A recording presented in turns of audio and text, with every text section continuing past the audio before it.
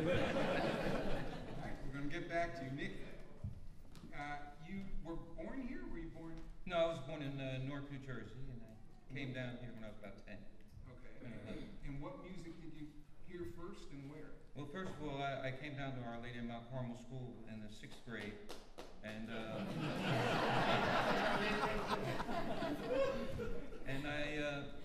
my mother had passed away when I was very young, about 8 years old, and that's how we went, fate, that's how I wound up down here. And I wound up on Banks Avenue and Bridge Avenue, and there was all these storefront churches. Your store goes out of business, and you put up a cross, and there'd be a church there the next night, and literally. And by the time I was 15, rather than get into a big explanation, I was out on my own. And I have that, as I said earlier, the dubious distinction of sleeping on every street in Asbury PArk. Cars that didn't run, Sewell Avenue, all over the place. But I learned a lot in doing that. I learned a lot about justice. I learned a lot about inequality, and I learned a lot about sharing and caring. But when I was in Our Lady of Mount Carmel, I was a whisperer. The nuns wouldn't let me sing. I didn't care about singing. But I'll never forget when the first year I went into high school, I saw a group, juveniles, and one of the groups, they were singing When You Dance. I'll never forget a group by the Turbans, a song by the Turbans. I said, man, that's really nice, But by 16, late 15, I didn't finish high school. I had to because I was sleeping in the trunk of a car and I couldn't get to school.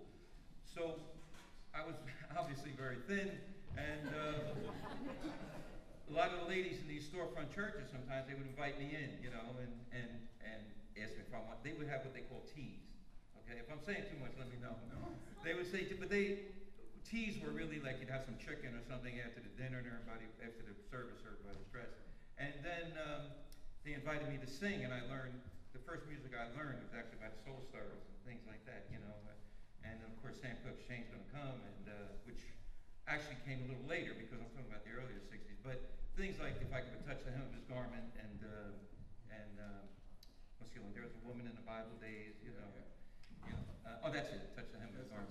Yeah. And Were You There When They Crucified Him, and all those things. And I just loved the music, and I just loved the sound. And I started emulating. I think I told Bobby Thomas this story that I was trying to sing a song by Willie Winfield on the harp tones, Life Is But a Dream. And I could never get the high tenor part. I would go, because on the end it goes dream, but it breaks into this really beautiful falsetto. I could never do it. So I never thought about singing, but one day I was in a bathtub somewhere, and I went, dream! I did like that, I hit the note, and I broke my leg. I said, oh my God. I just mean that was it. So thank God. I said, oh my God, I can sing a little bit. And then, Bobby's going to tell the story about when he first heard me, because all these guys were my mentors. Billy Brown, Bobby Thomas, those are the first people I sang with. And I sang on Boston Way. They invited me down to Boston Way. And this guy Bobby Young's house, who I think passed. And when they would feed me, these guys, or they would, first thing I ever met with them guys, we bought a bottle of wine, and it was 69 cents. It's true. The guy walked, this guy Maceo Roman, I'll never forget it. He got the bottle with 69 cents, and they wouldn't let me pay for anything. I had like 15 cents, and they said, no, you're a guest. So I didn't have to pay anything.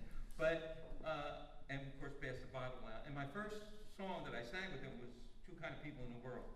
And they wanted me to sing the high part, and I was so frozen because the hallway was filled with people, only black people saying, okay, let me listen. And Bobby Thomas too.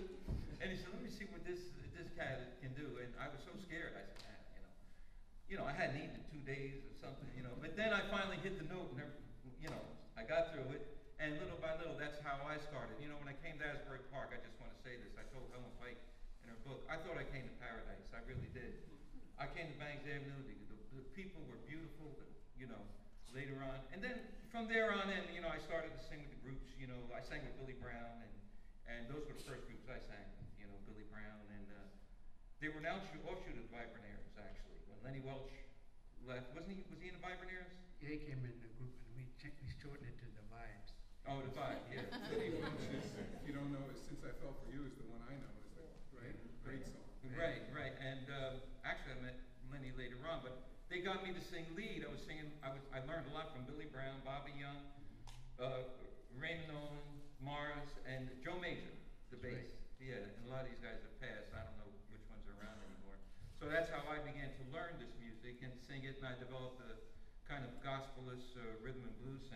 I never really considered what I did doo-wop. That's like a new term, which I never really liked. I called it rhythm and blues vocal music, you know. Then from there, in the streets, the Italian people were saying, well, why don't you learn a Gonzalo Dalian, which means why don't you learn an Italian song? So I had to learn some Italian song, you know, or else they were going to shoot me or something. I mean, interrupt you here. No, go ahead. I'll get back to you. I'll get back to you. So we're getting the big picture here.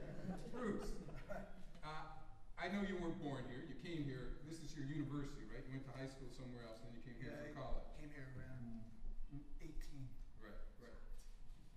I know that Phil Spector was a big influence in pop music and 60s music, but I understand that when you were at sort of teenage bands, there was doo-wop or vocal music, whatever term you're going to use, that made a big difference. I think that Nicky and Robert are talking about a time in music when there was two kinds of groups. There was the groups that sang, and there were groups that played. There were no groups that sang and played. You know, it was a very, very, it was a very particular period of time. You were either all instrumental, or you were a vocal group. And there was a moment when the beat groups came in, groups that sang and played, and the vocal groups and instrumental groups all crossed over. I played gigs with Nicky at the IB Club. Nicky was the king of Route 9. Right there. If you had a move you wanted to make on a woman, you needed to make it while he was singing.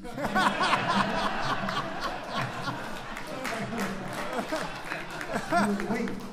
You would wait all night, right? And then he would sing Gloria, right? And that was your moment, you know? And the dance floor was filled with people. So, but we played together in Burgerville on Route 9 and a variety of other times. But there was a moment when the doo-wop groups and the beat groups crossed over.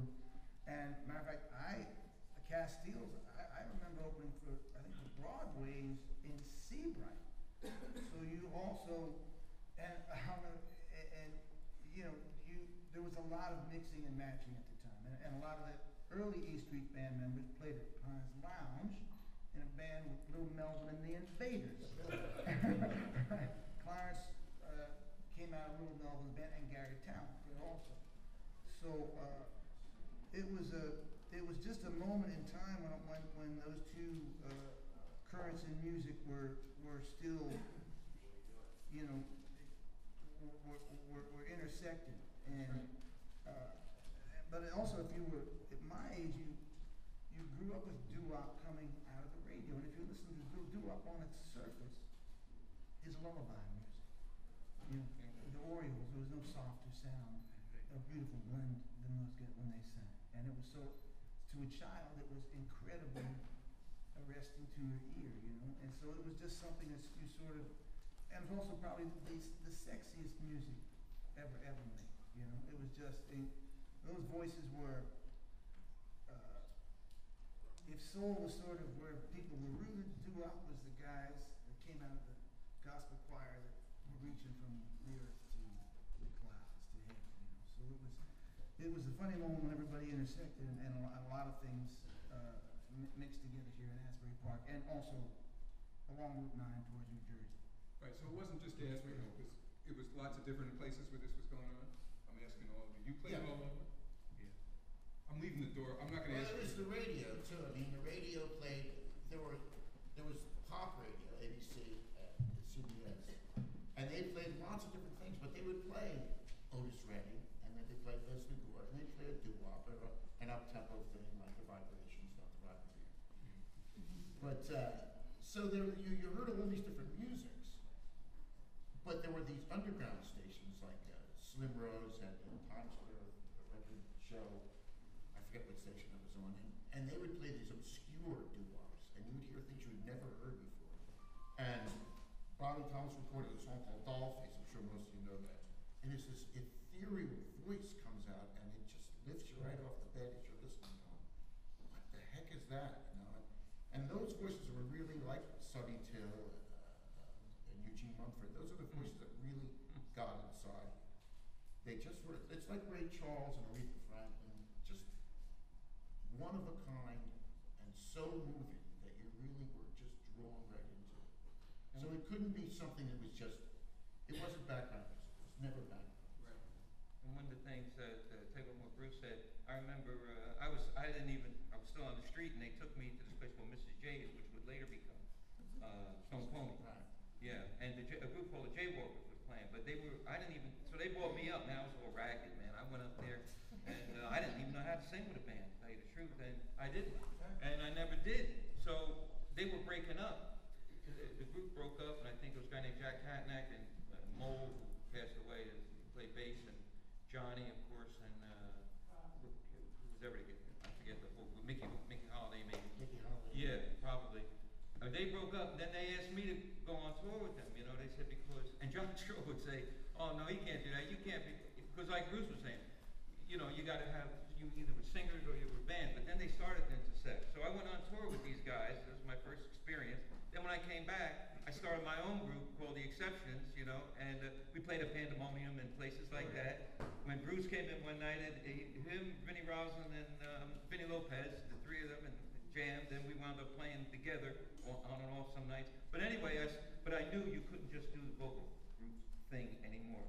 So I got involved with the band, you know, and started to do that. So that's, Bruce is right, began to, you know, intersect at that point. There were nights when, and I remember, it wouldn't be unusual to have Lenny Welch, who was Mr. Asbury PArk for some other guy, right? And then opened by a psychedelic blues band. Steele was in the late '60s, and Lenny would come up and sing the big hits. So there was those things. There was a moment where all those things coexisted along the shore. And did the audiences mingle as well? I mean, Yeah, everybody was, I mean, when we played the Upstage Club, we played every kind of music. We did reggae, we did blues, and nobody seemed to be bothered by the fact that there was these big transitions in the music. And that's what I mean by AM radio back then too. They played a lot of different styles of music. It wasn't one thing. So everybody was kind of educated to the idea that there were other things. They played country hits, you know, along with, like I say, Sam and Dave. It wasn't unusual to hear those transitions and then some terrible pop song. And it was even within the groups. I remember we went. I think we opened for. I think it was the Broadways, and I think this had to be in the mid '60s. And they were a formalist